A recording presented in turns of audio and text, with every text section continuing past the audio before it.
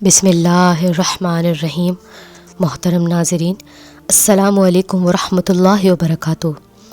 کریم شریف شوہر بیویوں کے ناز نخرے برداشت کرتے ہیں۔ بعض لوگ اپنی بیویوں کو ستاتے ہیں، بیوی سے ذرا سی گستاخی ہو جائے تو بیوی کو ڈنڈا لے کر پٹائی کرتے ہیں، کہتے ہیں تم کو ناز کرنے کا کیا حق ہے۔ لیکن سنیے، سرور عالم صلی اللہ علیہ وسلم سے زیادہ کون غیرت مند ہو سکتا ہے؟ آپ صلی اللہ علیہ وسلم نے فرمایا، اے عائشہ، جب تو روٹھ جاتی ہے، ناز کرتی ہے تو مجھے پتہ چل جاتا ہے۔ عرض کیا، اے میرے پیارے نبی صلی اللہ علیہ وسلم، میرے ماں باپ آپ پر قربان، آپ صلی اللہ علیہ وسلم کو کیسے معلوم ہوتا ہے کہ میں آج کل روٹھی ہوئی ہوں؟ فرمایا کہ جب تو مجھ سے روٹھ جاتی ہے تو قسم اس طرح کھاتی ہے، وہ رب ابراہیم، ابراہیم علیہ السلام کے رب کی قسم، اور جب خوش رہتی ہے تو کہتی ہے وہ رب محمد، محمد صلی اللہ علیہ وسلم کے رب کی قسم۔ اور آپ صلی اللہ علیہ وسلم نے ارشاد فرمایا کہ اے دنیا والو، سن لو، جو لوگ اپنی بیویوں کو پیٹ پیٹ کر سیدھا کر رہے ہیں وہ کمینے لوگ ہیں۔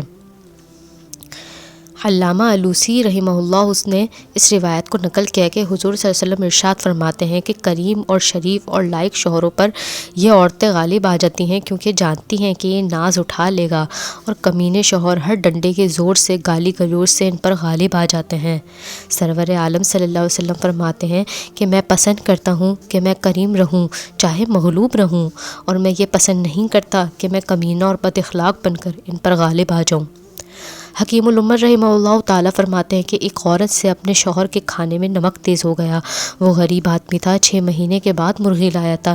6 مہینے تک دال کھا کھا کر اس کی زبان مرغی کھانے کے لیے بے چین تھی، مگر نمک تیز کر دیا، لیکن اس نے بیوی کو کچھ نہیں کہا، چپ چاپ کھا لیا اور کہا، یا اللہ، اگر میری بیٹی سے نمک تیز ہو جاتا تو میں یہ پسند کرتا کہ میرا داماد اس کو معاف کر دے، میرے کلیجے کے ٹکڑے کو کچھ نہ کہے، تو یہ میری بیوی بھی کسی کے کلیجے کا ٹکڑا ہے، کسی ماں باپ کی بیٹی ہے، اور اے خدا تیری بندی ہے، بس میں تیری رضا کے لیے اس کو معاف کرتا ہوں۔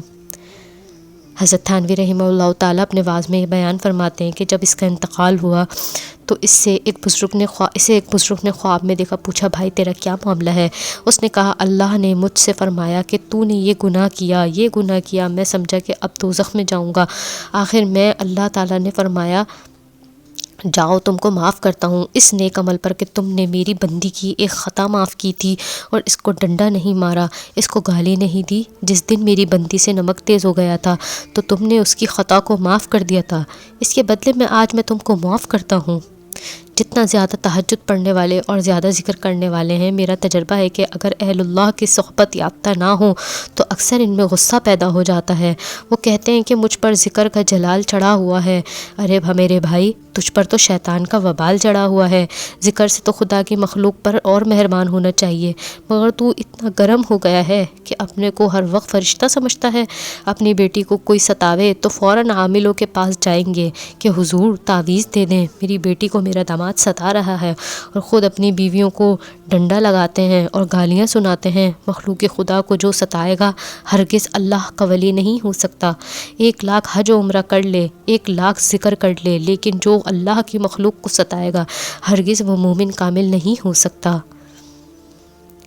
ڈاکٹر عبدالحی صاحب رضی اللہ تعالیٰ عنہ نے مجھے خود یہ واقعہ سنایا کہ بڑی پیرانی صاحبہ نے حضرت صاحب سے کہا کہ مولانا ذرا رشتہ داری میں جا رہی ہوں، یہ مرغیاں جو ہم نے پالی ہیں 8 بجے دن میں، اور ان کو دڑبے سے نکال دینا اور ان دانہ پانی دے دینا ان کو۔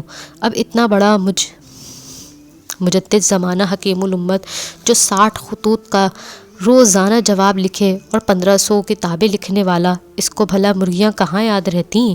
حضرت بھول گئے، مرغیاں دڑبے میں بند رہیں۔ اب خطوط کا جواب ندارت تفسیر البیان کے قرآن کے لیے قلم اٹھایا تو سارے علوم ختم، کچھ سمجھ میں نہیں آ رہا، دل میں اندھیرا آ گیا، سارے علوم و معارف غائب ہو گئے۔